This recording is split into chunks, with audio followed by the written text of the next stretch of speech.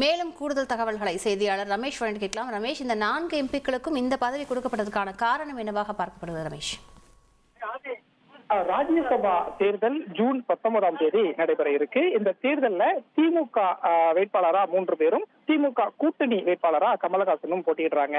4 பேருமே இன்றைக்கு தலைமைச் செயலகத்துல தங்களுடைய வேட்பு மனுவை தாக்கல் பண்ணியிருக்காங்க. குறிப்பா மூத்த வழக்கறிஞர் வில்சன், இவர் ஏற்கனவே ராஜ்யசபா உறுப்பினராக இருக்காரு. அவருக்கு மீண்டும் வாய்ப்பு கொடுக்கப்பட்டு அவர் இப்ப ராஜ்யசபா வேட்பாளராக வேட்பு மனுவை தாக்கல் பண்ணியிருக்காரு. அதே மாதிரி திமுகவின் மற்ற 2 வேட்பாளர்களான SR சிவலிங்கம், கவிஞர் சல்மா, இந்த மொத்தமாக 3 திமுக வேட்பாளர்கள் வேட்புமனுவை தாக்கல் பண்ணியிருக்காங்க.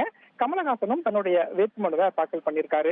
ஜூன் 9ஆம் தேதி வரைக்கும் வேட்புமனு தாக்கல் செய்வதற்கான கால அவகாசம் அப்படிங்கிறது கொடுக்கப்பட்டிருக்கு.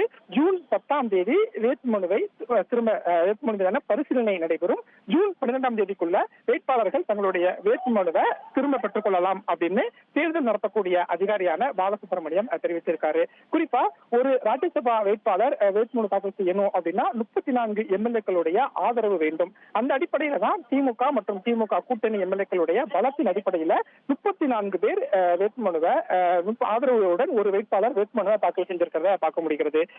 4 திமுக வேட்பாளர் மட்டும் இல்லாம அதிமுக வேட்பாளர்களும் இன்னும் ஒரு 10 நிமிடத்துல வேட்புமனுவை தாக்கல் பண்ண போறாங்க. அதிமுக சார்பில் போட்டியிடக்கூடிய இன்பதுரை, தனபால் அவங்களும் இன்னும் சற்று நேரத்துல வேட்புமனுவை தாக்கல் செய்ய போறாங்க.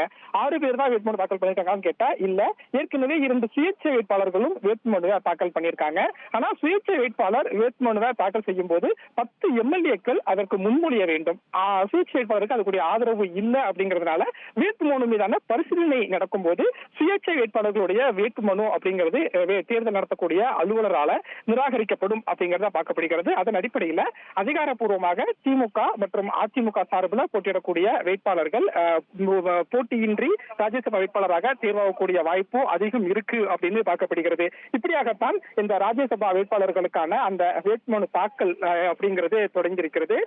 திமுக அதிமுக சார்பில் போட்டியிடக்கூடிய பிரதான வேட்பாளர்கள் இன்றைக்கு வேட்புமனு தாக்கல் செய்திருப்பது அரசியல் ரீதியாகவும் முக்கியத்துவம் வாய்ந்த ஒன்றாக பார்க்கப்படுகிறது. முதலமைச்சர் மு க ஸ்டாலின் தலைமையில திமுகவினுடைய வேட்பாளர்கள் 3 பேரும், கூட்டணி கட்சி தலைவரான கமலஹாசனும் வேட்புமனுவை தாக்கல் பண்ணியிருக்காங்க. உடன் துணை முதலமைச்சர், சபாநாயகர் உள்ளிட்டோர் எல்லாம் இருப்பதை பார்க்க முடிகிறது. விவரங்களுக்கு நன்றி ரமேஷ்.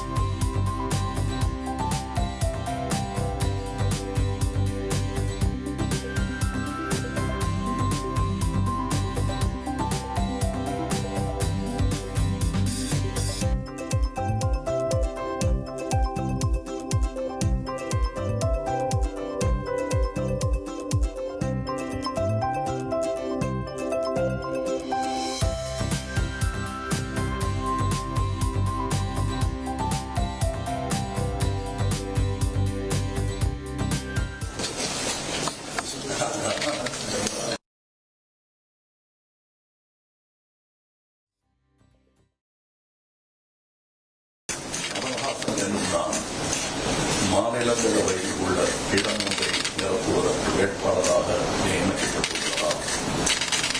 சட்ட விதிகளுக்கு இணங்க நிறுவப்பட்டுள்ள இந்திய அரசமைப்பால் உண்மையான நம்பிக்கையும் கட்டுப்பாடும் கொண்டிருக்கிறது. இந்திய நாட்டின் முழு முதல் ஆட்சியையும் ஒருமைப்பாட்டையும் நிலைநிறுத்துவதை சூழலுக்கு உறுதி கூறுகிறது.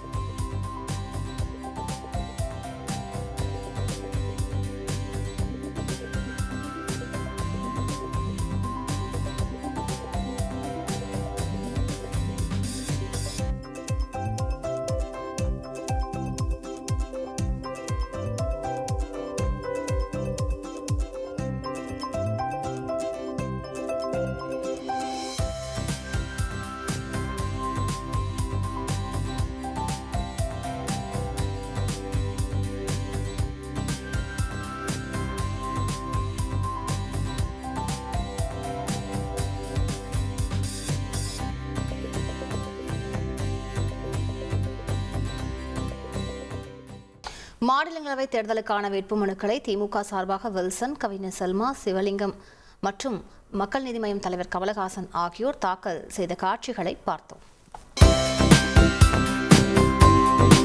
தந்தி டிவியை உங்கள் கேபிள் டிவி ஆபரேட்டரிடம் இலவசமாக கேட்டு பெறுங்கள்.